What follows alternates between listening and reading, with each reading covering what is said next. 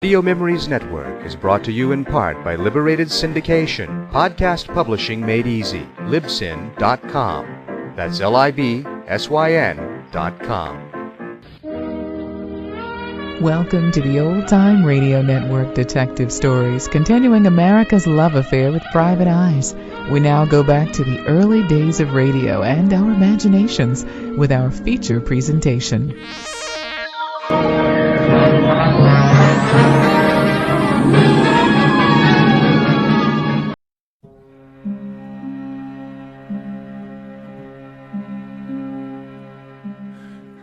I spoke to the wise woman. She told me.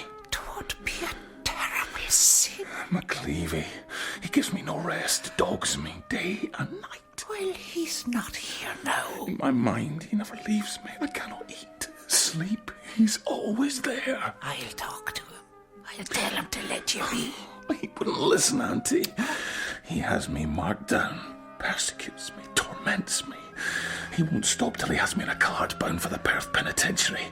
I'd rather die. You wouldn't come back, though. Well, you're right there.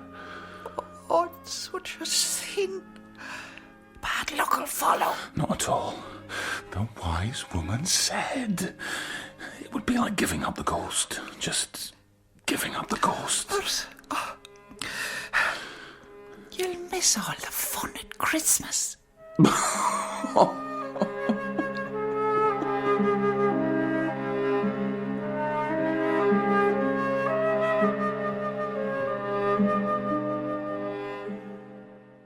Strong coffee is a double-edged sword.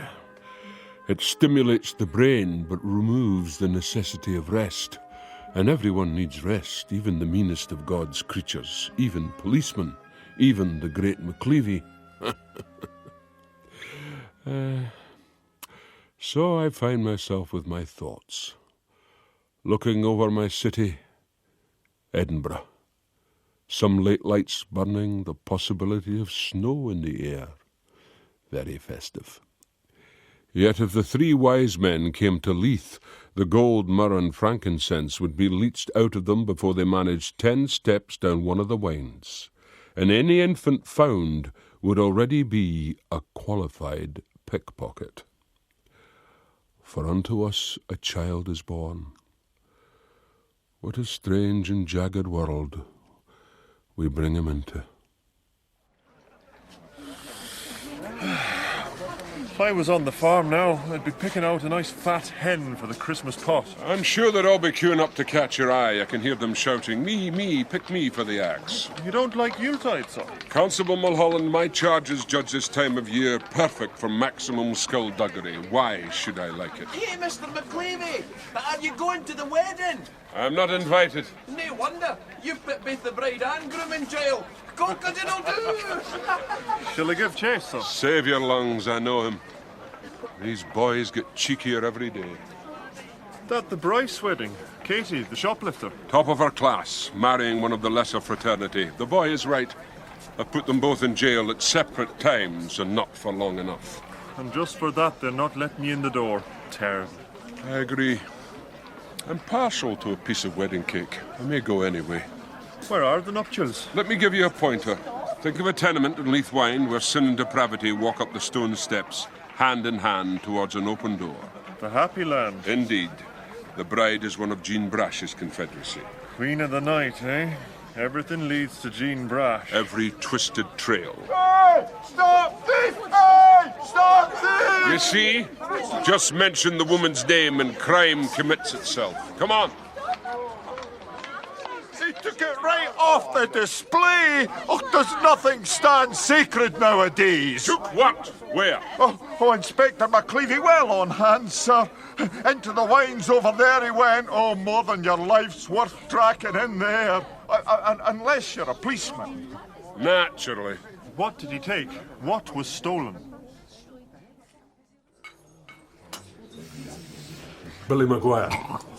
That's a fine Christmas offering you have there. I bought it. More like you stole it.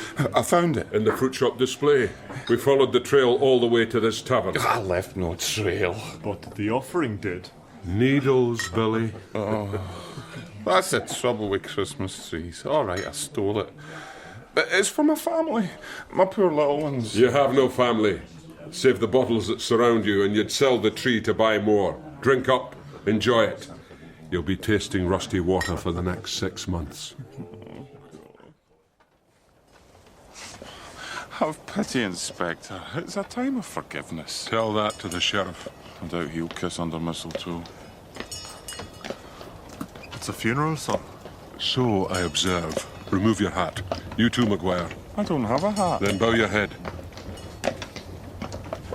I feel like a fool standing here with this tree. You look much the same as usual. Is that not Jean Brash? It is. Black suits her. Matches her heart. And do you see your work now, McLevy? Do you know who it is in that white coven there? I do not. Put away the cloth, let him see. Richard Webb, the climber. My wee nephew, my darling boy, murdered by you. You followed him round every corner, you were the weevil in every piece of bread. Poor the poor soul. He swore he would die, then feel your cruel chains round him, and that's what he did. Neither ate nor drank, willed himself to death. Well, I'm sorry for it. The devil a bit of you, you vagabond. Peace, Janet. You can rest easy.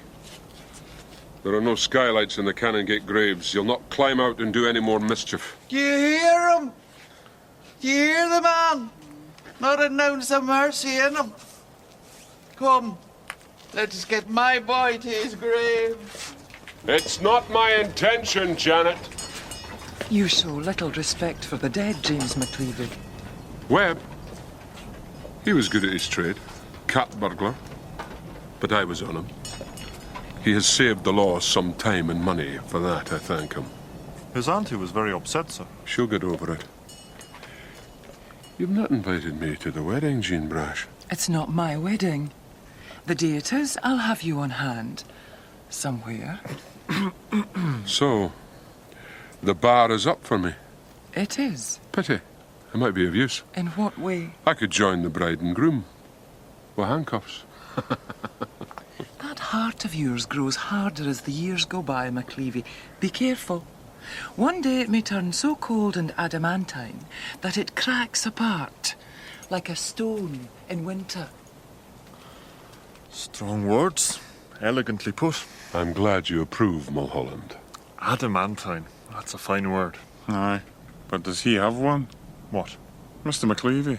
A heart? Oh, I'm sure. That's quite enough. Mulholland, pick up your tree, and let us, like the three wise men, follow our star to the station. Jean Brash's words annoyed and pierced me, like a thorn in the lion's paw. Police work soon takes the softness out of a man, but there may be danger going too far t'other way. Cherish pity, lest you drive an angel from the door. We slapped Maguire in his cell, and while Mulholland dealt the paperwork, I pondered further at my desk. The fruit of it was this. If we are required to be hard, why not? Is it not that there is hardness brought against us? If we had honest people only to deal with, we would require only common humanity. If only honest rogues to expose, we could do with merely ordinary powers.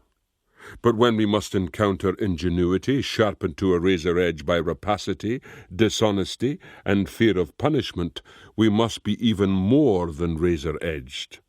That blade must be whetted on the rock of justice, hard and unyielding.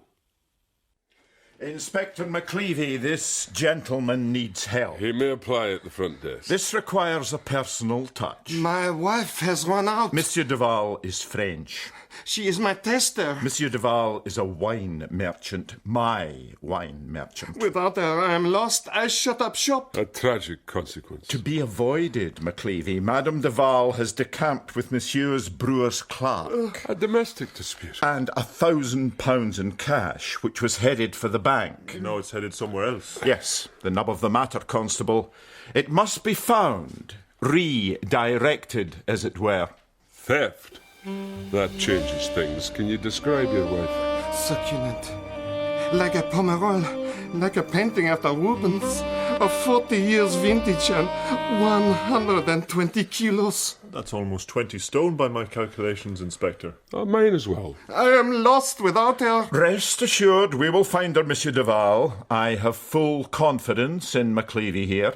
Your servant always, Lieutenant Roach. Lieutenant Roach was my new superior, the old one, Lieutenant Moxey, having been elevated to the high reaches of the Haymarket. He was perhaps a smidgen more intelligent than Moxey, but that would not present a great difficulty. What they both shared, however, was the steadfast belief that rank was everything. They were above, I was below. Toute vitesse, McLevy. Vitesse? Full speed ahead. I pray you, Inspector, find her and I will reward you considerably. He needs no reward. Come along, monsieur. Toute vitesse, McLevy. Unusual energy from our lieutenant. He must be worried about his Christmas port. A 20 stone French milady with the brewer's clerk draped around her neck and £1,000 in her purse. Should be easy enough to find. Then you find her. But Mr. Roche said... You find her! I have better things to do. I am not a wife retriever. I am an inspector of crime.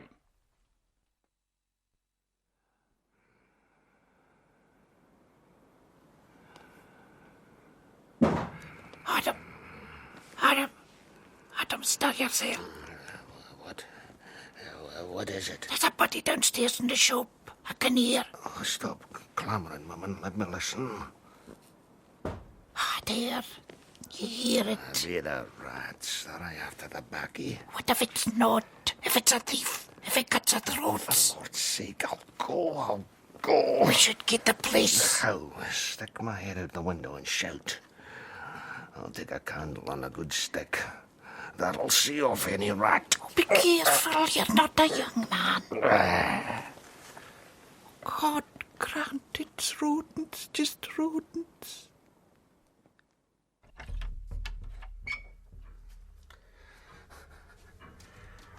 Whatever's in here, take note. I have a big gun, ready and loaded. Now, no point in hiding. Make yourself known.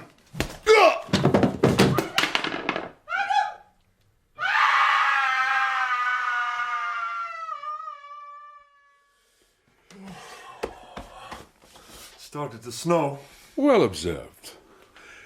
Any luck with the succulent mummel? You wouldn't believe a woman that size could hide herself so comprehensively. Lieutenant Roach has been pestering. I told him you had the matter well in hand. Well, I expect he wants you to take over. No. I told him that we must let youth have its head. Let youth have its head. My very words. Where are you bound? There was a real crime last night. Goodchild the tobacconist. 2 sacks of high-grade leaf stolen, and the poor man fell to the ground. He lies in hospital, waiting for justice to sit by his bed and calm his fevered brow. Well, I'll come with you. I'm very calming. No. It's not his port he's worried over. It's his Christmas claret. What? Roach. To that end, I have assured him that you will scour the city till you find this Venus of the Vine. I have already scoured the city. Well, scour it again. Good gracious, man. I can't be holding your hand all the time. When have you ever done that? Use your initiative. What do you know about the woman? She's fat. Then find out why she's fat. And toute vitesse, Mulholland. Toute vitesse.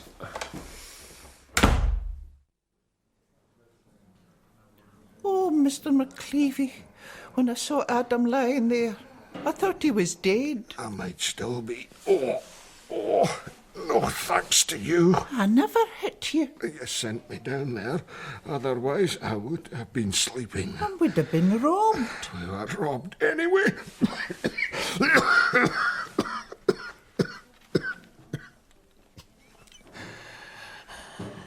Mr. Goodchild, this man who struck you, did you get a sight of him? Aye, a moment by candle only, but I did. His face?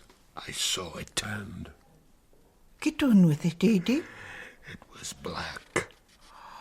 black. He was of a negroid persuasion. No, he was a sweep. A sweep? His face was a sooty. That might be a disguise. Indeed. Thank you. If you saw this man again, would you recognize him? Not a hope. All I saw was soot. Could have been the devil himself underneath. The devil's got a tail. Be quiet, woman. There's nothing you can tell me about him. One thing. He knows his baccy. That was best quality leaf he took. Best quality.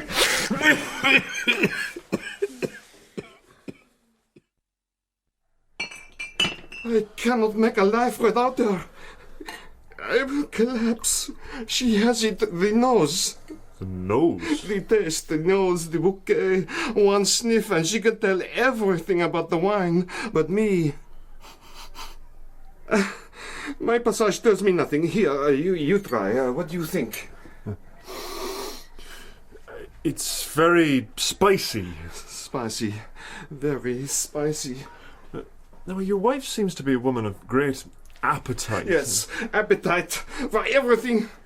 When I think of her with that crochon, that pushing pen, I could kill her. But no, I love her. She must come back with the nose. You must find her. Yes, that's the intention. Now, monsieur, think hard. Is there anything she has a particular weakness for? Oh. No, I mean in the food line. Ah. Sweetmeats or some fine quality provender. Something she cannot do without, that she would return, go back to where it was sold or kept. Something she cannot do without. Ah! There is one thing. But as a Frenchman, I am too ashamed to name it. Name it you must, sir, but you may whisper softly the words in my ear. It is... It is... Remarkable how many chimney sweeps there are in Edinburgh. Most honest men, but some who have never seen the inside of a lum in their life. Not much hope in that direction. My better bet was tobacco. I put word out amongst my men to keep watch for anyone trying to sell such high-grade leaf. Then, as the snow drifted down onto the streets, my mind deviated to where I was not invited. The hook between Katie Bryce and Davy Bell. A thieves' wedding. The whole fraternity would be there. Good thing. Keep them from preying on the populace for the day. And what a gathering. Fine clothes, possibly shoplifted, rich jewellery, probably stolen, and I wondered how many of the guests might be puffing a higher grade tobacco than their usual blast. Mr. McLevy, you going to run away with the bride? I think not. Oh, you wouldn't do that, would you, Inspector? I doubt it, Sarah. Imagine having your honey night in a police cell. Hey, McLevy, will you join them with the cuffs? Mr. McLevy to you, Tom Montgomery. That joke's been told, and watch your lip, lest it grow fat upon you. Cock-a-diddle-doo! It's just been merry. We've had a few wee drinks in town. We're in fine form. Now, you wouldn't grudge us being merry. I would not, Sarah. And see, the snow is stopping. What more can we ask I for? could ask for a wee dance. Oh, you'd be too lively for me. You must excuse me now. Careful you don't get your watch buckled, Inspector. I'll keep my guard. Hey, where's that fine young constable of yours? Chasing after a woman, it's a fate of all men to do so. Goodbye for now.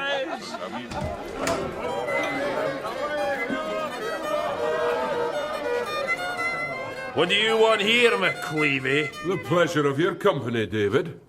I'm glad to see you've given up petty thieving for the day in order to go legal.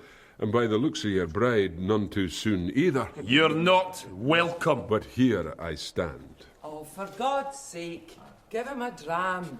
Thank you, Jean Brash. But I'm king of the castle. For the day only, whereas I am queen for the duration.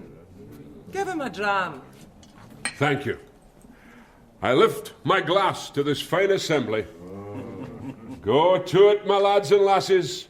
You know you belong to me, but this day you shall have your liberty. Now, James, don't upset the groom. A mere snab unworthy of the bride. And are you worthy? Have you come to kiss her? I fear I'm too late. By the looks, either she's about to bear fruit or she's been shoplifting again. The former. Though she will return to the latter. So, shall I honour you with a dance? You're the second to ask me this day. Oh, and what did you say to the first? I had to refuse her. It was slippy underfoot. Well, I'll try to make sure you don't lose your balance. By the way, Jean, do you smoke a pipe? Certainly not. Why do you ask? I've developed a sudden fascination for the fragrant weed. I am unable to help you. That's not one of my vices. Now hold out your arms and keep your cuffs in your pocket. Will this do? It'll do to start. But you could hold me tighter. Pretend I'm a desperate criminal trying to escape your clutches.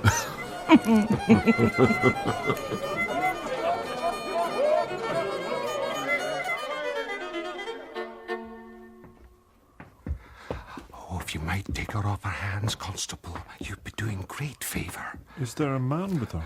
There was, but he walked out one day and never came back.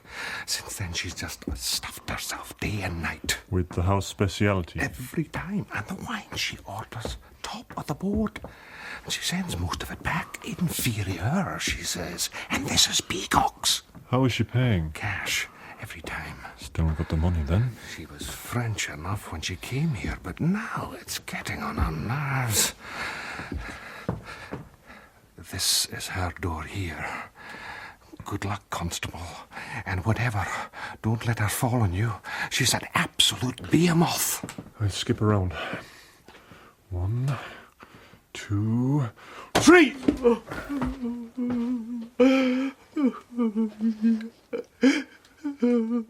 Madame?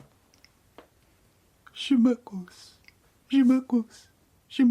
de tout. Are you still here? Still standing, and most appreciative of your fine wedding cake. I dote upon marzipan. And what a grand array of presents. Aye, tokens of affection. You wouldn't know about that. Fine china, cutlery, the best kid gloves, and what do we have here? A silver hairbrush, good quality. I do remember a house of gentry in Coates Crescent being plundered some time ago, and amongst the haul was a silver hairbrush. Who are you accusing, McLevy? Only the guilty. Raise your fists. We'll see who the man is. I do not choose to pick up a snab's gauge. I need to know. This silver hairbrush. Who brought it here?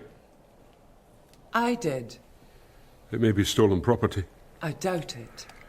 I bought it in Prentice's on the high street. Have you proof of that? And if I do not? Then your gift comes with me.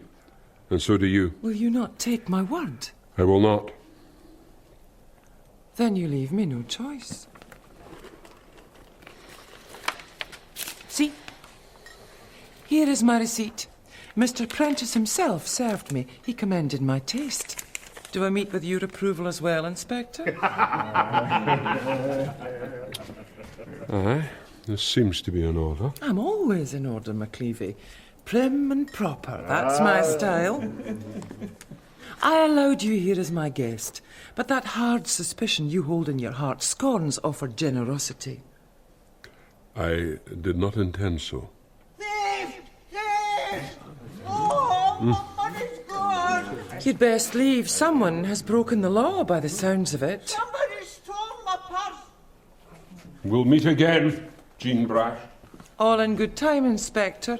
Close the door behind you, please. Aye, close the door. The wolf has gone. Now the lambs may play. Oh, to rob an old body from the poorhouse. Who could be so cruel? What's going on here? Oh, Mr. McLevy, you've been sent to see me. I just went round the corner, you know, to pluck a rose. In this weather? I was caught short, and I just put my purse down beside me in the snow, and next thing, I'm shoving my face and some dirty devil's off with all my money. How much was in the purse? 4p halfpenny. 4p halfpenny. Tether your tongues! Don't worry, Sarah. I shall get both your money and the heartless rogue that took it. Who saw this happen? Do I have a witness amongst you? None so blind as those that would not see, eh? Eh? Wait here, Sarah. I'll do what I can. I avoided getting too close to where Sarah had plucked her rose, but the fresh snow showed a line of footmarks leading off from the corner. As I followed, I chewed a bitter cud over the debacle with Jean Brash. She had put one over on me, and some reparation was in order, if not downright retribution. But how? She slid like an eel through the hands of justice. How was I to get purchase on her? My thoughts ended like the footsteps in the slush. As I stood there cursing the carriage wheels which had churned the snow and ended my trail, a voice sounded from behind me. Not exactly a Christmas angel, but welcome for all that. Don't turn. Here is a name. Bill Orr. I know him. He'd steal his grandmother's teeth and sell them back to her, one at a time. Gargles at the Cock and Trumpet. I know that too. I said nothing. And I heard nothing. You shouldn't steal for your own kind. Out of the mouth of very babes and sucklings.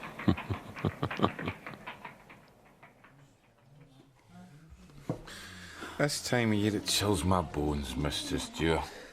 Uh-huh. God alone knows how I managed to keep going. Bello, put down that glass. What ails you, McLevy? In your pocket you have a purse stolen from an old pensioner of the poorhouse. Hand it over. You accuse an innocent man? This aye happens to me. Hand it over before I fell you. See how I'm treated. Hand it over. What's this in my pocket? Some piker's dropped it onto me. Give it. Gladly, Inspector, gladly done. 3 1/2 pence. Mrs. Dewar, has he paid for his stoop? Aye. I never trust till the ale's drunk, for sometimes it takes away the memory. If what you say is true, here's the penny back. We'll no argue. Thank you. The remnants of his pot may be some recompense to you. I paid for that with good money. Save your breath. Try these irons on for size. See? See how well they fit? Now come along with me. You have some apologising to do. I took the snivelling, wretched creature back to the happy land, where he went down on his knees before old Sarah and begged her forgiveness. I am happy to say that she refused to grant it, and even aimed a kick at him, unfortunately almost falling over as she did so.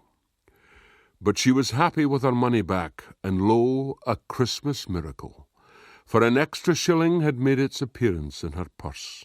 A great cheer went up for me, and I must confess that I basked in the unaccustomed warmth. It is not often a policeman is cheered in Leith. All this was mitigated somewhat when I noticed my man Mulholland smirking at the edge of things. He looked most dreadfully pleased with himself, a developing character trait which I resolved to stamp on before it became smugness personified. Ah, hello there, sir. You look like a cat swallowed cream. La crème, the French might say. Oh, Constable Mulholland. I'm so pleased the smoke and noise in there drove me out to behold such a fine sight. The majesty of the law. In case we do not meet over the season, Let me give you a wee hug for Christmas. And I'll give you one just so's you're no left out, Inspector. Time we got out of here, Mulholland. Come on. Are you running away, McLevy? I have a prisoner to lock fast. Ach, there's no hurry. You're welcome to keep him company. Always the job for you, McLevy. Always the job. Thank goodness your constable knows how to stand up to a woman.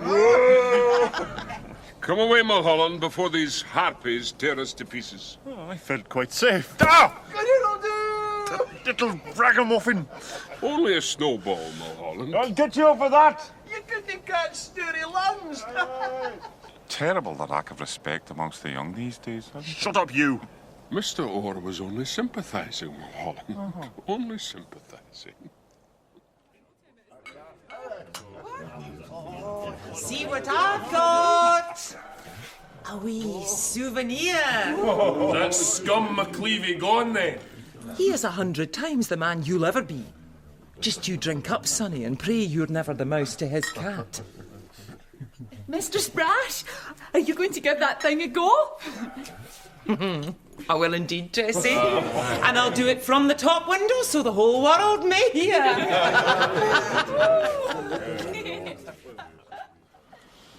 Not your garlic snails, no, not your leg of frog or tripe a la mode. No, these were not her weakness. It was something beyond the wildest surmise. Don't let me stop you. Fish suppers. The husband confessed, tears in his eyes, his succulent maman was a fiend for the fish suppers. Top quality, though, and always washed down by the finest wine. The Peacock Inn, best in Edinburgh. Oh, I could never afford that. Where I found her. Her lover had run away, and I took her in flagranti, mouth full of battered cod. What about the money? Fair bit recovered. They were sending out for the husband as I left. The woman's full of remorse. Wait until she sees the penitentiary. You're a hard man, Inspector. You'll take your turn of that. Anyway, I think Lieutenant Roach will be pleased at the outcome. You've done well. I am satisfied, sir, as I have every reason to be.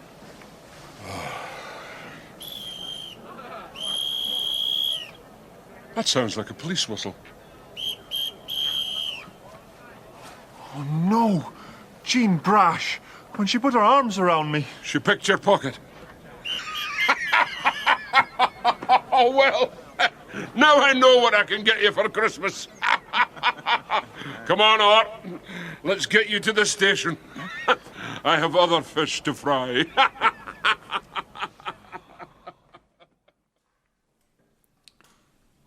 They say you may catch terrible diseases in hospitals. Everything you touch is just... stop it with pestilence. It's all right for you, Adam. You have reason to be here, but not me. I'm in good health, as far as I know. At least, I used to be. Quick! My husband! He's dying! He's dying on me! Get the doctor. You sent for me, Bill Orr. I don't like it here. A palace compared to where you're going. You could put in a word for me. Why should I do that? I have something to offer. What could the likes of you have to offer the likes of me? Tobacco. What kind? Fine leaf. Uh-huh. Well, you fill up my pipe, and I'll have a wee puff, and tell you how I like it. There may be honour amongst thieves. I have occasionally found it so. An outlaw under heavy sentence refusing to betray his fellows, but Bill Orr was not of that ilk. He inclined toward the rat's code of conduct aboard a sinking ship. He had overheard two men in a tavern, one a chimney-sweep no less, discuss a stolen cache of tobacco concealed in an old fisherman's hut down by the Leith shoreline, the sweep selling, the other buying, and delivery this very night. Or exchange me for an offer of some leniency in charges. A dubious offer at best, but drowning rats will bite on anything. So The sky cleared, and the little star of Bethlehem had some stiff competition, as Mulholland and I hunkered down to watch the cottage while a cold, bitter wind blew in from the sea. This is a bleak outlook. All part of the job, Mulholland. I'm stiff as a board. Patience. 90% of police work is... What's that? A handcart coming down the cut. And what's that I see by the light of his lamp? A nice, sooty face. That's him gone inside. We'll wait until he loads up, and then we have him. We moved close into the cottage and waited for our chimney sweep to bring out the fruits of his labour. It seemed to take forever, and Mulholland found little solace in my observation that man was born to suffer, and policemen more than most. At last the door opened, and out came our quarry, little dreaming that the freezing cold fingers of justice were about to hook into the back of his grimy neck. Take hold, Mulholland! I have him, sir! Oh, you're in the grip of McLevy now. You hold still, my manny. Ah! God, he's bled my nose. Get the cuffs on him.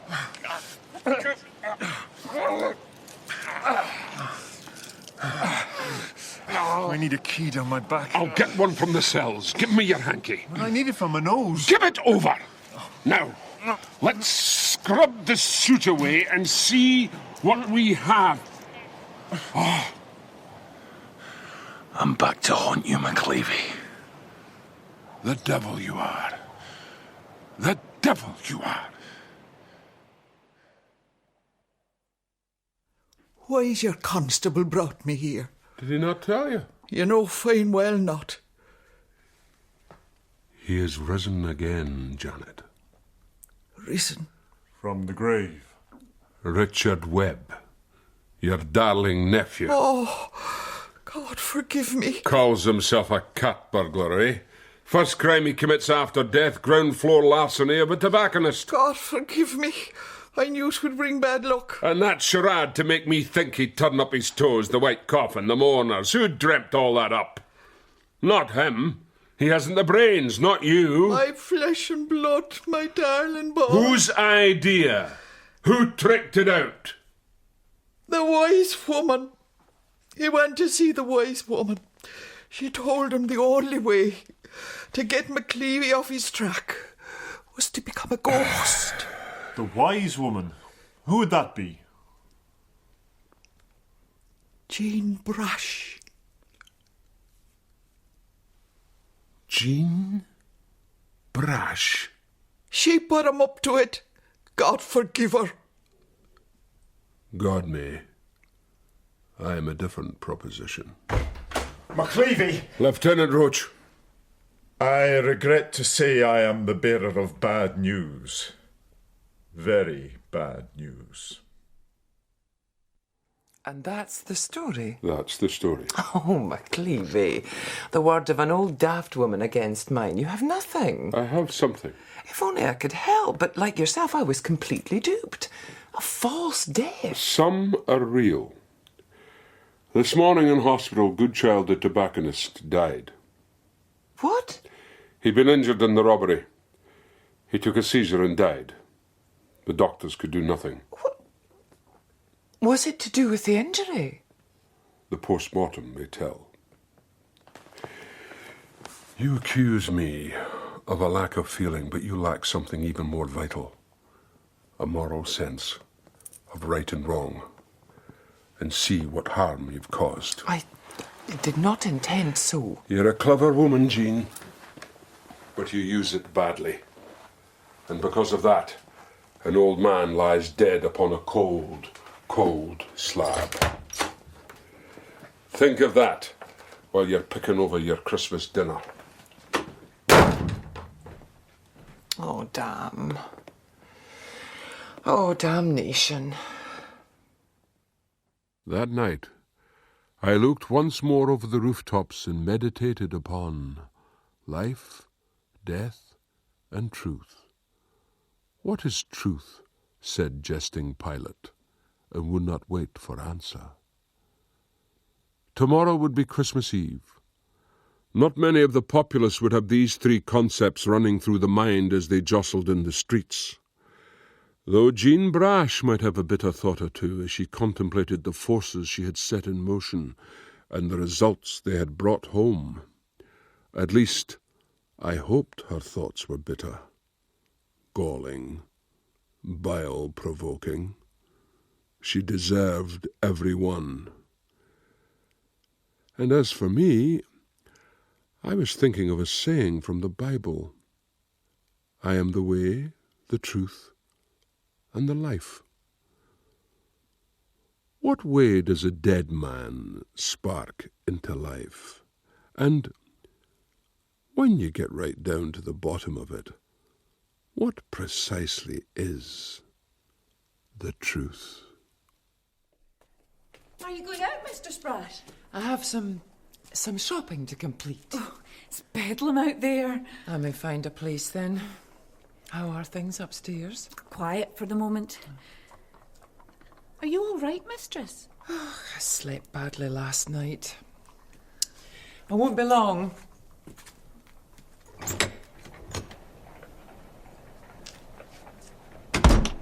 Oh. Good afternoon to you, mistress. Good afternoon. Oh, my God! You're dead! I doubt it, Mistress Brash. Even with this bandaged head, I live. But I heard that No, that was the wife's fault. She's been rehearsing my funeral these 20 years. No, hospital provender. I choked on a fishbone and she had a near convulsion.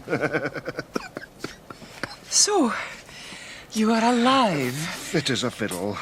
Let me out last night. Did McLevy know about all this? Oh, most certainly. He took great care.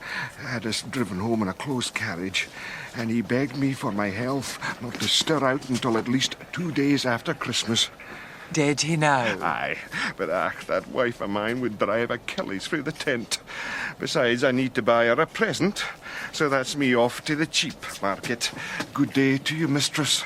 Good day. And not only that, he retrieved my 2 sacks of baccy. McLevy, a rare, honest man. The dirty, sleeked warthog. Oh, thank God you're back, mistress. I'm not even gone yet. It started. Hurry or we'll hear death on the cards. As I said to Monsieur Roach, I could not put her in jail. I could not charge. And what did he say? He said Inspector McLevy will receive this as very bad news. He did. Your wife broke the law, sir. I know. But I could not charge. I love her. Besides, she has the nose. Yours looks a little... A wee accident. It's on the mend. I hope you may accept this as a petit cadeau. I am greatly in your debt. I don't usually, but since it's Christmas... Thank you. Au revoir, monsieur. Mr. Duval, I'm puzzled. It's obvious your wife is fond of you, and you of her. Why did she leave you? This man, he made her feel young and beautiful. But then after 3 days with him, she felt old and ugly. How did you make her feel? Somewhere in the middle.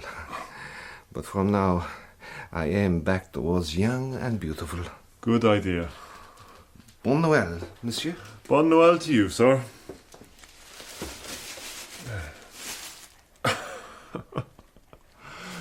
I'd better get this out of here before Roach claps his eyes upon it. Toot vitesse, constable, toot vitesse. Pomerol, 15 years of age. Oh, this is vintage stuff, sir. It better be. That woman should be in jail. Ah, well, this wee present of his will make the disappointment more palatable. And I thank you for inviting me round for Christmas dinner. I hope you're hungry. Mrs. Zahara aye makes enough for 10. I'll chew that bird right down to the wishbone, sir. Well, that's comforting to know. Well, here's to us, sir. And here's to justice. Oh, tastes like old socks. Surely not. Oh, this is not vintage Pomerol. I might have known you couldn't trust a man who wouldn't even charge his own wife. No, it happens to the best of wines, sir. Tainted. Tainted? Once in a blue moon, The chemicals in the cork combine with the chemicals in the wine and they, how can I put it? Stink. Set each other off badly. 10 minutes, gentlemen. The part's just resting. Oh, and Mr. McLevy, this wee parcel arrived for you. Thank you, Mrs. Zahara. You'll be carving. Will I? Oh, I expect I will. Thank you. Now, what have we here? A police whistle. Mine. I know it by that scratch. Then you know who sent the parcel. McLevy, I forgive you your dirty trick. Here is a wee present for you and the constable. You can take turns blowing it. I also have the honour to inform you that Katie Bryce, after a term of hard labour, gave birth to a baby boy this very Christmas morning. After long thought and judicious consideration, we have decided to name the baby James McLevy Bell. What? Hoping this meets with your approval, Merry Christmas, Jean. What? I will not allow it. I don't think you have much choice, sir. My appellation attached to the son of a shoplifter? Poor little baby. What do you mean? Well, he doesn't have much choice either.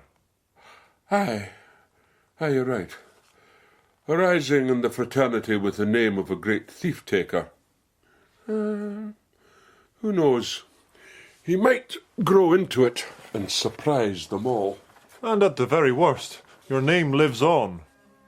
Anyway, since wine has proved a mocker, let us try some good Scots whisky.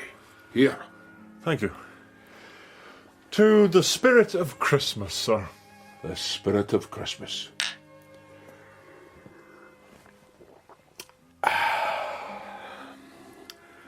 For unto us a child is born.